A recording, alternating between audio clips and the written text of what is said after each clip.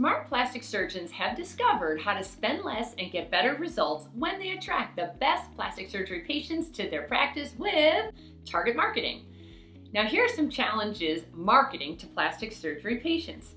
There are absolutely way too many marketing channels for plastic surgery patients to find you.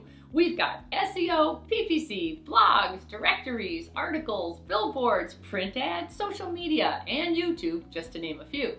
So that creates way too much noise for a prospective patient to sift through all the marketing messages coming at them daily. We humans only have so much brain power to process information, so we unconsciously acknowledge or ignore what we're seeing and hearing. Now, there are also way too many technology choices. For decades, invasive plastic surgery that included anesthesia, scarring, and downtime was the go-to path to looking your best.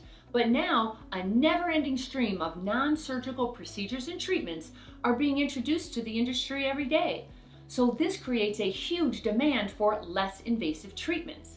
But this introduction of non-surgical procedures also creates confusion for the patient, who now has to sift through all of these limitless options. That creates a confused patient, and a confused patient is typically a patient who procrastinates and is paralyzed with indecision.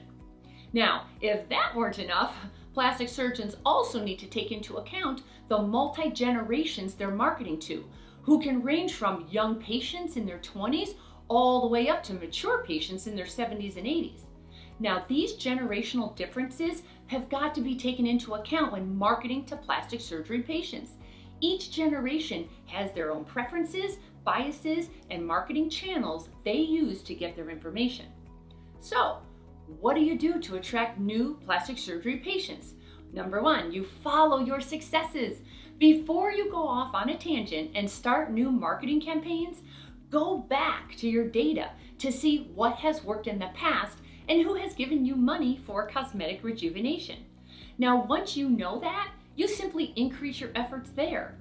For example, pull a report called Revenues by Procedure to determine which of your procedures are most popular with your patients. You'll also want to know which are not popular to help you determine if you should discontinue offering them if they're not making you any money.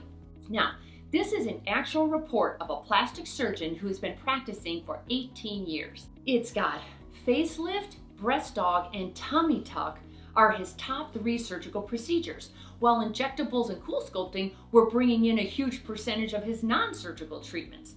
So it would make sense for him to market those procedures first, since they're proven to attract cash-paying patients to his office. Now, another report to pull is Revenues by Referral Source. This tells you how these cash-paying patients are finding you to begin with. This actual report indicated that while the majority of new plastic surgery patients came from the internet, more than half came from word-of-mouth referrals and current patients returning for more. That is good to know when you're budgeting various marketing channels, since you can't be everywhere to everybody, so budget proportionately to your results. Now, target your message to your preferred plastic surgery patients. So now that you know your procedures and where they're coming from, look closer at those patient demographics. How old are they? Are they stay-at-home moms or professional working women? Are they single or married? Are they homeowners or renting? Do they have kids or no kids? Draft a message that most resonates with your preferred plastic surgery patients. For example, if your data shows that a good portion of your revenues is coming from tummy tucks on women in their mid-40s who are married homeowners with kids, the following marketing messages will work well. For example, your marketing message could be, want your pre-baby sexy back? Or mommy makeover equals firmer breasts and flatter tummy. Or let's say you enjoy facelift procedures and a good amount of your revenues comes from facial rejuvenation.